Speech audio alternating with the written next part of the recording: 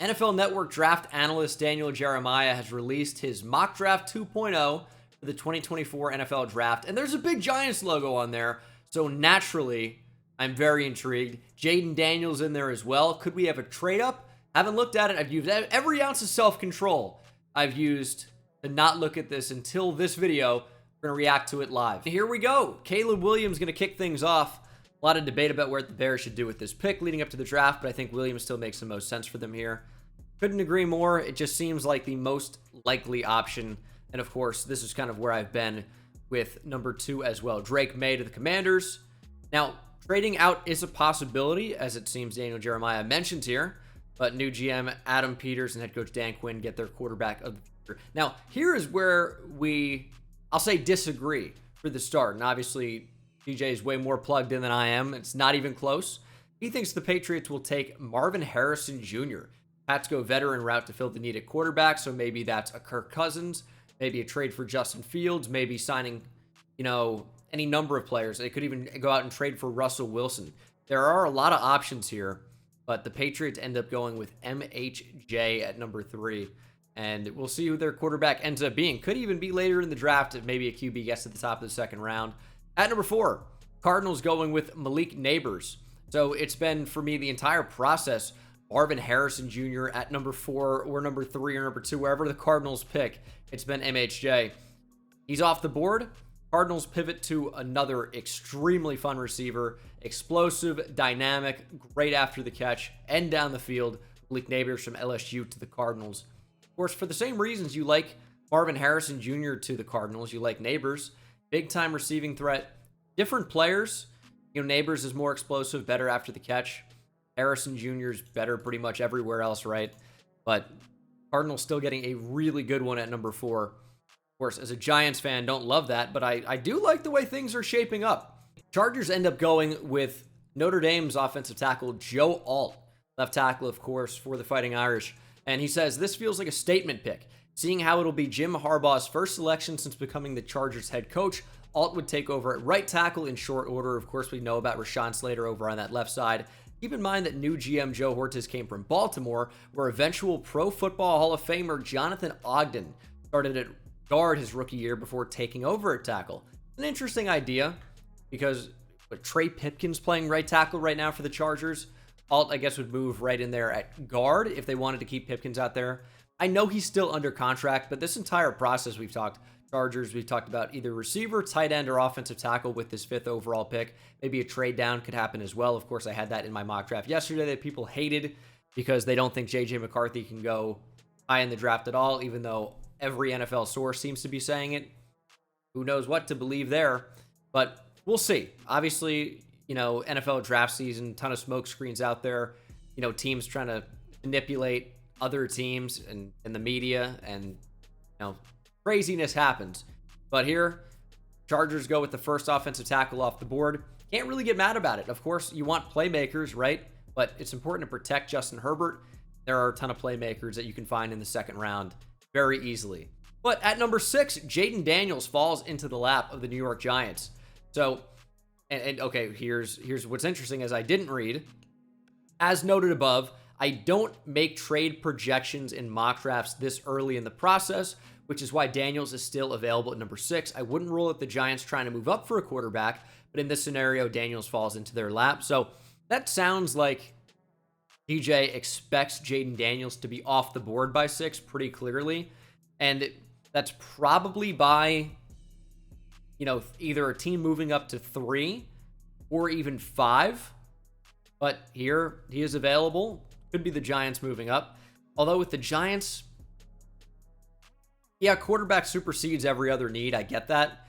Daniel Jones still under contract for a couple more seasons. If you want him to be, I'm not thrilled with it, obviously, but he is under contract. Coming off a major injury, no doubt. But you have needs potentially at right tackle, depending on how you feel about Evan Neal. Left guard, right guard. We'll pass on center for a moment with John Michael Schmitz being drafted last year in the second round. That's who you expect to be starting center of the future. Hopefully that ends up happening. They'll have needs on the interior defensive line outside Dexter Lawrence. Needs on the edge. Potential need at linebacker. Micah McFadden had some moments last year. Bobby Okereke is great, but you wouldn't take a linebacker here, obviously. But corner and then maybe even safety as well. So, especially if Xavier McKinney doesn't come back. So you have so many needs. It'd be tough to go up and trade a ton to go up and get a quarterback, putting him in a bad situation. Still have huge needs at receiver. So I don't know if they would trade up. It's obviously a possibility for a QB. But yeah, here he falls to them, and when no trades are happening, that type of thing can happen. I really think Daniels is gone probably by pick 5 at the latest, so that would involve a trade, obviously, with the Chargers. Titans go with Olu Fashanu at number 7. Titans have a lot of needs on their roster, but landing a massive upgrade at tackle is the right way for them to go with this top 10 pick. Pick your poison. Left or right tackle, they need an upgrade. I love Olu. I think he's probably the best pass-blocking offensive tackle in this class. I like that. I'm a guy who values pass protection maybe more than a big push in the run game. He's developing in that facet as well, of course. At number 8. Now, surely this is a guy available in the 4th round, I was told. Or undrafted even. At number 8, the Atlanta Falcons take quarterback J.J. McCarthy from Michigan. Everyone thinks in my mock drafts, wherever I mock a player, that's how I feel about them. It's not a big board. It's what I think is going to happen. And that could be the same here for DJ, of course. He tries to predict what he thinks is going to happen, regardless of how he may feel, McCarthy is as a prospect. Maybe some bias would push him down the board based off of your own tape study. And maybe DJ really likes J.J. McCarthy, of course. And I have to see my video on his top 50 to see where McCarthy falls in that range. But anyway, a lot of people around the NFL expect the Falcons to be aggressive when it comes to finding a quarterback in this year's draft. They could trade up or, as they do in this case, stay at number 8 and bet on McCarthy's traits. That's a big-time arm, and it's decent mobility, especially straight-line speed. So, yes, McCarthy could end up being a top 10 selection, especially someone as plugged in to the NFL as DJ is. It makes sense. It makes sense. At number 9, the Chicago Bears go Washington's Rome Odunze. It says to me, it'll be a home run draft for the Bears if they pick Williams at 1 and then land Odunze here. This would transform their offense. I know Daniel Jeremiah loves Rome Odunze. I think it might be his favorite player in the entire draft. Not necessarily the number 1 player, but his favorite. And he's probably, I think, the top 5 player in DJ's top 50. So, yeah, if you get the number 1 and number 4, 5, 3, whatever it was in the rankings, you get 2 top 5 players in the same draft. That's pretty good. Odunze combining with DJ Moore, with Caleb Williams, that's a fun offense. At number 10, Talisa Fuaga to the Jets. Tried to connect different players to the Jets, but I keep coming back to the same one. Fuaga is a plug-and-play right tackle. We've said that there's some type of connection there between Joe Douglas, the general manager of the Jets, and Talisa Fuaga. It's why I've made the same connection as well. You hear different reports. Some of it is BS. You got to try and find out what makes the most sense. But I think when there are reports and it also really makes sense and it doesn't seem to be weird at all, it just might be the right thing and what might end up happening. At number 11, the first defensive player off the board is the 11th pick, Dallas Turner to the Minnesota Vikings. Says, I wouldn't rule out the Vikings drafting a quarterback early, but I'm not sure they'll have the ammunition to trade up for one. With Danielle Hunter heading for free agency, they addressed the need for pass rush help. We talked about it. Danielle Hunter, DJ Wanham, Marcus Davenport, all free agents, which would leave a huge need on the edge if they do not retain, at least one of those guys. And even so, Dallas Turner, first defensive player off the board, heading to the Vikings. The Broncos go with back-to-back edge rushers. It's Florida State's Jared Verse by way of Albany. Denver is another potential landing spot for a quarterback in this exercise, which is what every mock draft is. It's important to recognize that.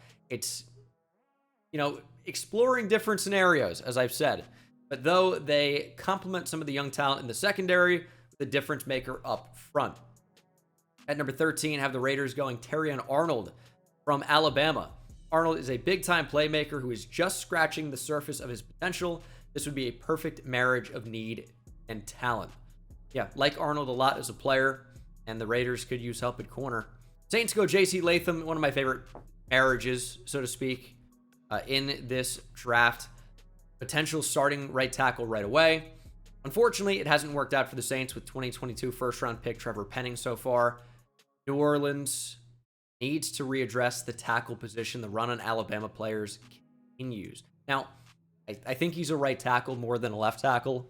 His mobility just isn't amazing, which typically that's what you look for at left tackle more so than right tackle. Right tackle, I think you can get away with just really big players that don't move so well. Maybe look at a Daniel Fa'alele. I know he doesn't start or anything, but you know, we've seen players like him.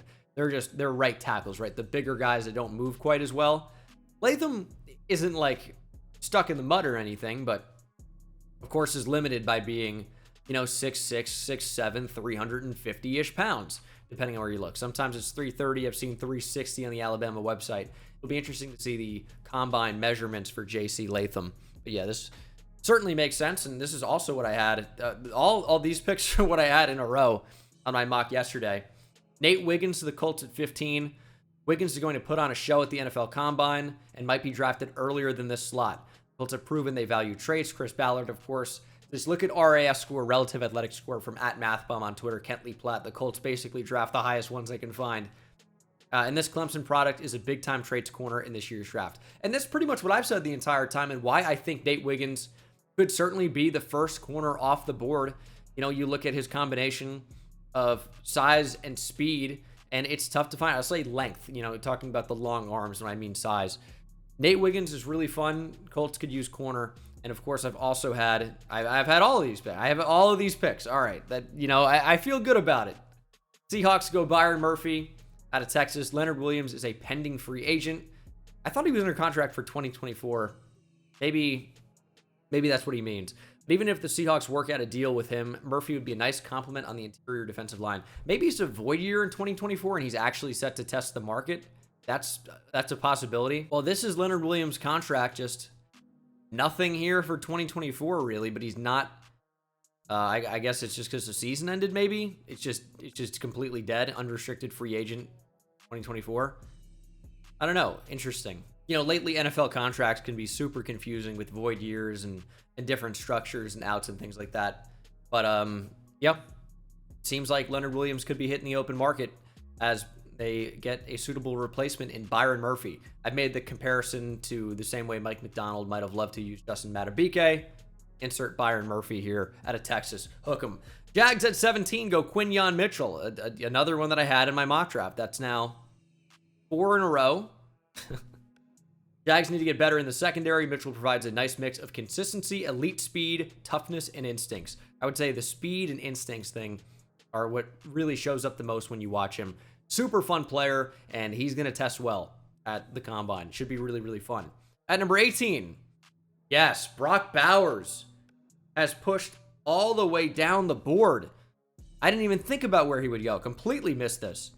File this under fits that I selfishly want to see happen. It's highly unlikely Bowers falls this far in round 1, but let's just pause and dream for a moment about seeing him joining forces with Joe Burrow and Jamar Chase. That would be a really fun idea. See if the Bengals are able to retain T. Higgins. See if they even want to bring back Tyler Boyd. But either way, a big just injection of talent into that offense. Someone who can catch screens at the tight end position is a rarity. At number 19, Rams going Jackson Powers Johnson, center from Oregon. The Rams get one of the steadiest players in the draft. Powers Johnson can anchor their offensive line for the next decade. So maybe just thinking best player available and, you know, just trying to get on base, so to speak, in any way. You know, some picks you try to hit a home run. Take a high upside player, maybe a low floor. You try to work him to that high ceiling, right? The way we talk about with potential. Jackson Powers Johnson Jr. might be, you know, a guaranteed single or a double almost, it feels like, with, you know, potential triple or home run potential if you think he's going to be an all-pro caliber center. So I like that. Steelers go Troy Fautanu from Washington. Now, this is interesting to see if he's going to play guard or tackle for them, but Pittsburgh invests in the offensive line in round 1 for the second year in a row. Fautanu fits the physical identity the Steelers are looking to create. He can play anywhere on the line, but it would be fun to watch him line up next to 2023 first-round pick Broderick Jones. Sounds like guard. Sounds like guard with that. So he profiles as a guard. I don't know that you'd move him to center, but a team could try it, I guess. And maybe he sticks at tackle as well, so you get some flexibility there. Dolphins at 21 go with Leatu Latu, edge rusher from UCLA. Latu would give the Dolphins 3 outstanding pass rushers with Bradley Chubb and Jalen Phillips already in place. Keep in mind, Miami could lose Andrew Van Ginkel in free agency. Yeah, Chubb has the injury stuff, right? I think ACL tear, I want to say. Jalen Phillips is obviously a beast. And you guys know how I feel about Laiatu Latu, one of my favorite players, if not my favorite player in the entire draft. Eagles at 22 would go with a corner. Ennis Rakestraw. The Eagles have to address the pass defense this offseason. Rakestraw brings playmaking, ability, and toughness. One of the better press man corners in the entire draft. Texans at 23 go with Brian Thomas Jr. from LSU. Bringing in Thomas to join Nico Collins and Tank Dell, Houston would rival any team in the league for the best trio at receiver. Collins is an emerging star. Tank Dell, of course, with some injury stuff as well. When he comes back, instant slot starter. Thomas on the outside can get behind it. As we get to the Cowboys at 24, Tyler Guyton. If he falls to this spot, absolutely, right? Absolutely. With Tyron Smith headed for free agency, the Cowboys can have 2022 first-rounder Tyler Smith man one tackle spot while Guyton takes the other. Or you could leave Tyler Smith at left guard where he's so good and start Tyler Guyton at left tackle. Now, Guyton's played right tackle, but is athletic enough where I think he can move over to start at left tackle. So there's also the possibility of that. Or just stick Guyton out at right tackle, and that's probably an upgrade, and then kick Tyler Smith out to left tackle, where I think you probably drafted him to be a left tackle. Ended up being a great guard. Maybe he would be even a great tackle as well. We'll have to see. But then guard becomes a need, but that's something you can fill in free agency or later down the board in the draft. Guyton gives you flexibility. I mean, with a guy like Tyler Smith, and so many ties in this. Tyron, Tyler, and they also have Tyler Biotish, right? How many Tylers do they really need? Apparently another. But what Tyler Smith gives you is elite flexibility because we know he's one of the best guards in the league. If you think he can be a serviceable tackle, like Zach Martin could absolutely be a great tackle. He's just the best right guard in football, or right up there. It has been for the last decade. You know, that flexibility is insane, and the Cowboys have it more than basically any other team. Packers take Cooper DeJean at 25. DeJean just feels like a Packers player. Same way Lucas Van Ness did. Play any position in the secondary. The speed and athleticism are legit, as we will see at the NFL Combine. And that's why I've said he can stick on the boundary. It's not just white guy, make him go play safety. He just might be better. Now, kind of a weird comp coming up, but if you guys played high school football or know anything about it, most of the elite talents don't play boundary corner in high school. Why? Because they don't affect the game as much. Yes, you can take an elite wide receiver one away. That's cool. But most of the elite high school talents play safety or linebacker or, you know, somewhere on the defensive line if they have that frame, right? Or wide receiver, quarterback on offense. Guys that affect the game more. Now, how does a safety affect the game more? They're at the back end. Well, they can move around. They can move up into the slot. They can play in the box. Cooper DeJean tackles so well.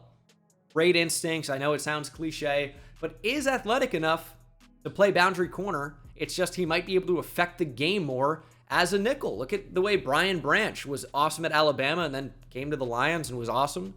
Not because he's staying on the boundary, and he's not a boundary player, but he affects the game more where he can come up and tackle and make plays. At number 26, I have the Bucs going Adonai Mitchell from Texas. Hook him. The Bucs go with the power forward-like receiver to potentially replace Mike Evans, who is ticketed for free agency.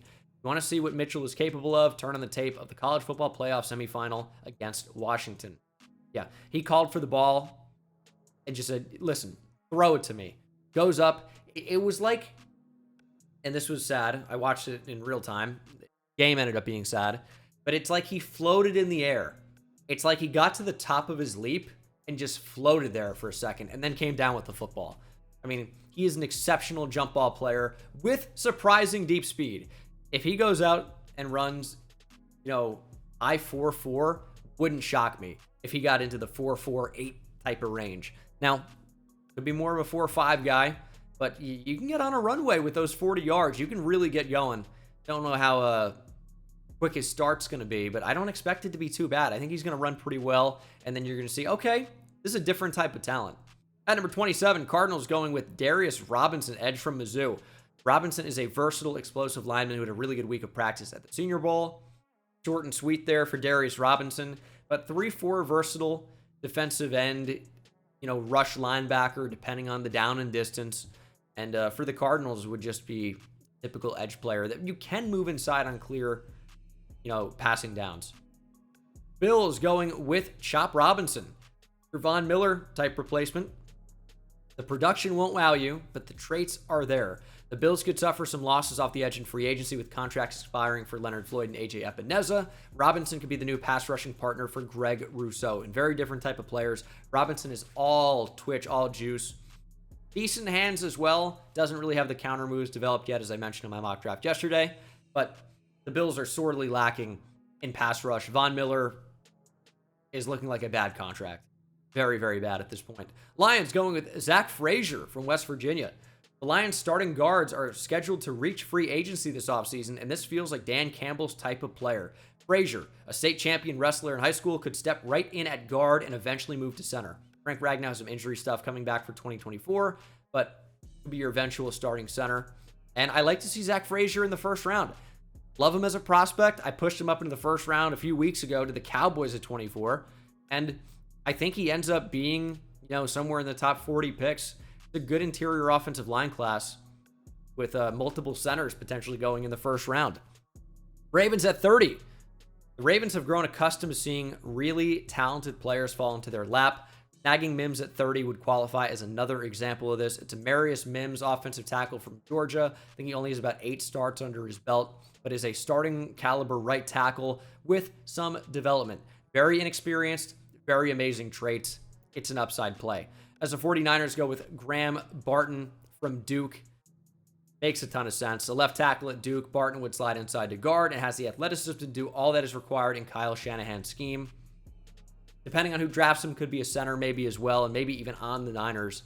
But yeah, flexibility to play all 5 offensive line spots, it seems. He did start at center. He has started at left tackle at Duke most recently, and he profiles back inside. So could do a lot of different things there. And then the Chiefs wrap things up with Troy Franklin from Oregon.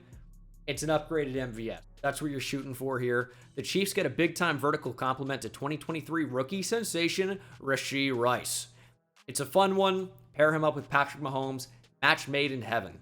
Big-time deep threat. Don't have to play MVS so much. That is his mock draft.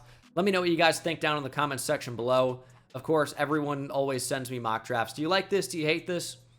I usually don't love or hate any of them. It's an exercise to see some different scenarios. It's fun to see that.